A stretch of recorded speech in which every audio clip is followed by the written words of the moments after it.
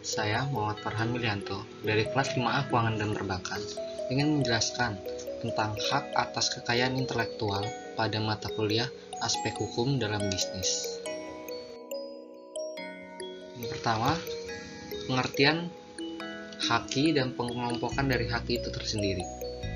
Haki atau hak atas kekayaan intelektual adalah padanan kata yang biasa digunakan untuk IPR atau Intellectual Property Rights. Secara substantif, pengertian haki dapat diuraikan sebagai hak atas kekayaan yang timbul atau lahir karena kemampuan intelektual manusia. Haki pada dasarnya lahir dari dua cabang atau kelompok, yaitu yang pertama, hak cipta atau copyright, dan hak atas kekayaan industri atau industrial property yang mencangkup paten, merek atau trademarks, desain produk industri atau industrial design, dan penanggulangan praktek persaingan curang atau repression of unfair competition practice. Selanjutnya, objek haki. Objek haki dibagi menjadi dua. Yang pertama, hak milik industri dan hak cipta. Hak milik industri yang menjadi objek hakinya adalah objek paten, adalah penemuan di bidang teknologi. Objek paten sederhana adalah penemuan sederhana di bidang teknologi. Objek merek adalah karya-karya yang berupa tanda yang dibuat untuk membedakan barang-barang produk satu dengan yang lainnya.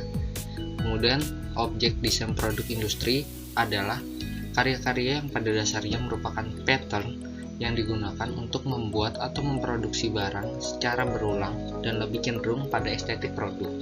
Dan sedangkan objek haki yang ada di hak cipta, objek hak cipta ada ciptaan di bidang ilmu pengetahuan, seni, dan sastra. Prosedur pengajuan haki. Yang pertama, hak paten. Paten adalah hak eksklusif yang diberikan negara kepada inventor atas hasil invensinya di bidang teknologi untuk selama waktu tertentu melaksanakan sendiri invensinya tersebut, memberikan persetujuan kepada orang lain untuk melaksanakan. Ini terdapat pada pasal 1 ayat 1 Undang-Undang Nomor 14 Tahun 2001. Invensi adalah ide inventor yang dituangkan ke dalam suatu kegiatan pemecahan masalah yang spesifik di bidang teknologi, dapat berupa produk atau penyempurnaan dan pengembangan produk atau proses. Kemudian inventor adalah seorang yang secara sendiri atau beberapa orang yang secara bersama-sama melaksanakan ide yang dituangkan ke dalam kegiatan yang menghasilkan invensi.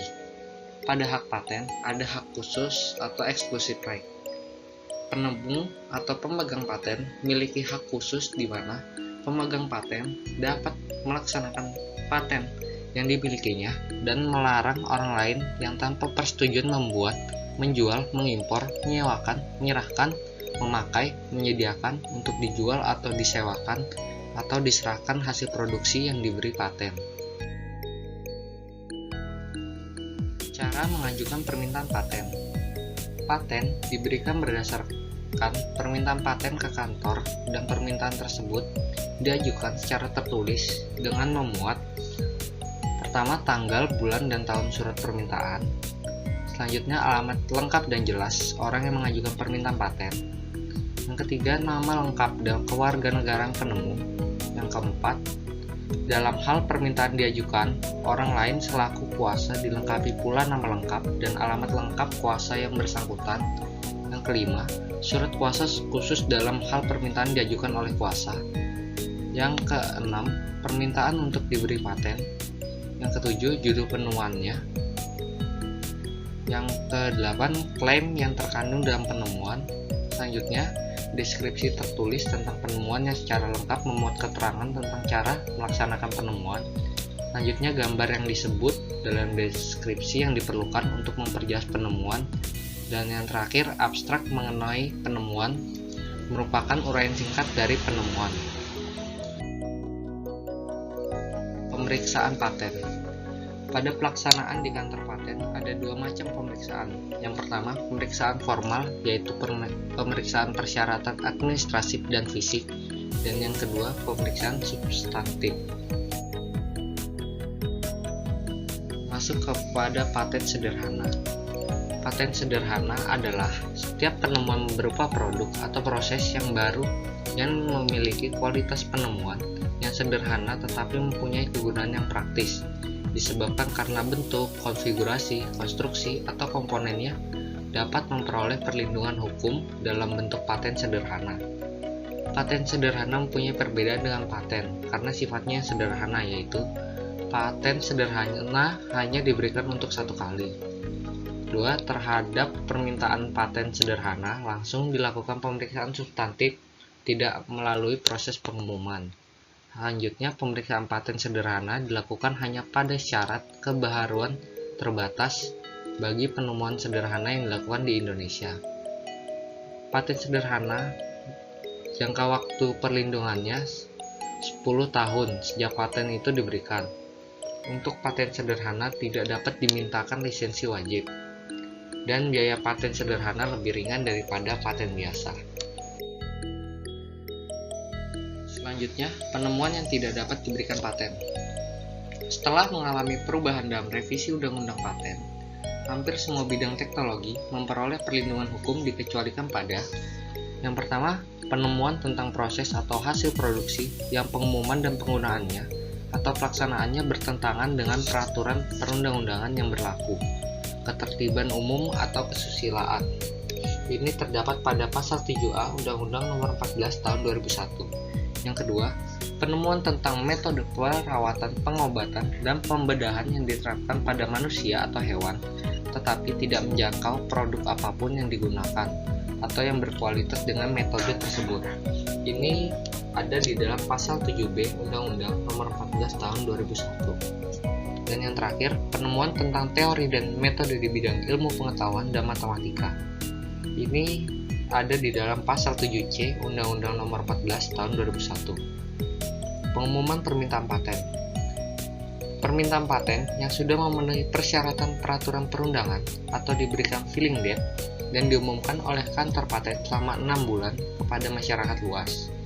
Pengumuman permintaan paten tersebut dilakukan 18 bulan sejak tanggal penerimaan permintaan paten atau 18 bulan setelah tanggal penerimaan permintaan paten yang pertama kali apabila permintaan paten diajukan dengan hak prioritas. Dalam hal paten sederhana, segera setelah 3 bulan sejak tanggal penerimaan. Selanjutnya, masuk ke dalam hak merek. Pengertian dari hak merek ada di dalam Undang-Undang Nomor 15 Tahun 2001 didefinisikan istilah-istilah sebagai berikut.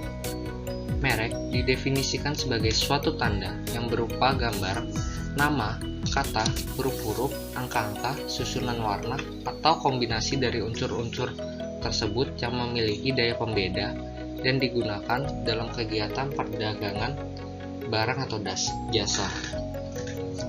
Ruang lingkup merek disebutkan di dalam pasal 2 Undang-Undang Nomor 15 Tahun 2001. Yang pertama, merek dagang adalah merek yang digunakan pada barang yang diperdagangkan oleh seseorang atau beberapa orang secara bersama-sama atau badan hukum untuk membedakan dengan barang-barang sejenis lainnya.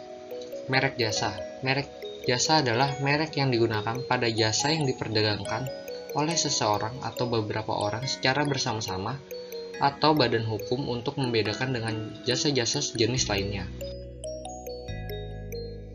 Selanjutnya, persyaratan pendaftaran merek. Permintaan pendaftaran merek diajukan secara tertulis dalam bahasa Indonesia ke Direktorat Jenderal dengan mencantumkan yang pertama tanggal, bulan, dan tahun, kemudian nama lengkap, kewarganegaraan, dan alamat pemohon. Selanjutnya, nama lengkap dan alamat kuasa apabila pemohon mengajukan melalui kuasa. Selanjutnya, warna-warna apabila merek yang dimohonkan pendaftarannya menggunakan unsur-unsur warna. Dan yang terakhir, nama negara dan tanggal permintaan merek. Yang pertama yang diajukan dengan hak prioritas kali dalam hal pemohonan. Permohonan ditandatangani pemohon atau kuasa. Yang ketiga, permohonan dilampiri dengan bukti pembayaran biaya. Yang keempat, dalam hal permohonan diajukan lebih dahulu dari satu pemohon yang secara bersama-sama berhak atas merek tersebut. Yang kelima, dalam hal pemohon, sebagaimana dimaksud pada ayat 5, permohonan tersebut ditandatangani oleh salah satu dari pemohon yang berhak atas merek tersebut dengan melampirkan persetujuan tertulis daripada pemohon yang mewakilkan. Dan yang terakhir, dalam hal pemohonan sebagaimana dimaksud pada ayat 5, diajukan melalui kuasanya, surat kuasa untuk itu ditandatangani oleh semua pihak yang berhak atas merek tersebut. Selanjutnya, pemeriksaan merek. Pemeriksaan merek dibagi menjadi dua. Yang pertama, pemeriksaan formalitas. Pemeriksaan yang pertama dilakukan oleh kantor merek terhadap permintaan pendaftaran merek adalah kelengkapan persyaratan yang meliputi pemeriksaan atas kelengkapan pengisian formulir pendaftaran merek dan pemeriksaan lampiran-lampiran. Selanjutnya, pemeriksaan substantif. Pada pasal 18 ayat 1 Undang-Undang Nomor 15 Tahun 2001, dalam waktu lama 30 hari terhitung sejak tanggal penerimaan, Direktorat Jenderal melakukan pemeriksaan substantif terhadap pemohon. Yang dimaksudkan dengan pemeriksaan substantif meliputi pemeriksaan mengenai merek yang dimintakan pendaftaran, pemeriksaan pendaftaran merek berdasarkan persamaan pada pokok maupun pada keseluruhannya dengan merek orang lain yang sudah didaftarkan terlebih dahulu untuk barang-barang sejenis dalam satu kelas, dan yang terakhir, pemeriksaan apakah mereka yang dimintakan pendaftaran sudah mendapatkan persetujuan dari yang berhak atau tidak. Hal yang menyebabkan permintaan merek ditolak. Walaupun demikian, tidak semua merek dapat didaftarkan ke kantor merek, yaitu apabila mengandung salah satu unsur di bawah ini. Yang pertama, bertentangan dengan kesusilaan dan ketertiban umum. Yang kedua, tidak memiliki daya pembeda. Yang ketiga, telah menjadi milik umum. Yang keempat, merupakan keterangan atau berkaitan dengan barang atau jasa yang dimintakan pendaftarnya. Yang kelima, mempunyai persamaan pada pokoknya atau keseluruhannya dengan merek milik orang lain yang sudah terdaftar terlebih dahulu. Yang keenam, merupakan atau menyerupai tokoh terkenal. Yang ketujuh, merupakan peniruan atau menyerupai nama atau singkatan nama, bendera, lambang, atau simbol atau emblem dari negara atau lembaga nasional maupun internasional. Yang kedelapan, merupakan peniruan atau menyerupai tanda atau cap atau stempel resmi yang akan digunakan oleh negara atau lembaga. Yang kesembilan, merupakan atau menyerupai ciptaan orang lain yang dilindungi hak cipta. Selanjutnya kita masuk ke dalam hak cipta. Dalam Undang-Undang Nomor 19 Tahun 2002 tentang hak cipta didefinisikan sebagai berikut. Hak cipta adalah hak eksklusif bagi pencipta atau penerima hak untuk mengumumkan atau memperbanyak ciptaannya atau memberi izin itu dengan tidak mengurangi pembatasan-pembatasan menurut peraturan perundang-undangan yang berlaku. Pencipta adalah seorang atau beberapa orang secara bersama-sama yang atas inspirasinya melahirkan suatu ciptaan berdasarkan kemampuan berpikir, imajinasi, kecakapan, keterampilan, atau keahlian yang dituangkan ke dalam bentuk yang khas dan bersifat pribadi. Ciptaan adalah hasil setiap karya pencipta yang menunjukkan keasliannya dalam lapangan ilmu pengetahuan, seni, atau sastra. Pemegang hak cipta adalah pencipta sebagai pemilik hak cipta atau orang atau badan lain yang menerima hak dari pencipta atau orang atau badan lain yang menerima lebih lanjut hak dari penerima sebelumnya. Hak yang dimiliki pencipta. Hak yang dimiliki pencipta ada tiga. Yang pertama, hak ekonomi, yaitu hak untuk mengumumkan, memperbanyak, memberi izin untuk mengumumkan atau memperbanyak ciptaannya. Yang kedua, hak moral atau moral rights, yaitu bahwa hak moral ini tidak dapat dialihkan pada orang atau badan lain, karena pencipta tetap melekat pada ciptaannya, sehingga terdapat hubungan yang erat antara pencipta dengan ciptaannya.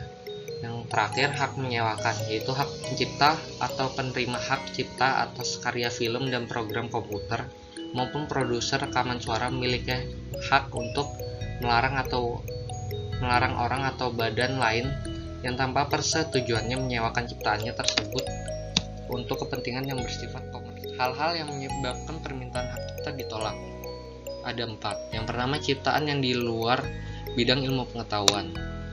Yang kedua, ciptaan yang tidak orisinal. Tiga, ciptaan yang tidak diwujudkan dalam bentuk nyata. Dan yang keempat, ciptaan yang sudah merupakan milik umum. Jangka waktu perlindungan. Untuk semua hak cipta yang disebutkan oleh pasal 29 ayat 1, perlindungan hukumnya berlaku selama hidup pencipta dan terus berlangsung selama 50 tahun setelah pencipta meninggal. Kedua, untuk ciptaan yang dihasilkan oleh lebih dari satu orang pencipta, maka perlindungannya berlaku selama hidup dari pencipta yang paling akhir meninggal untuk kemudian diperpanjang selama 50 tahun.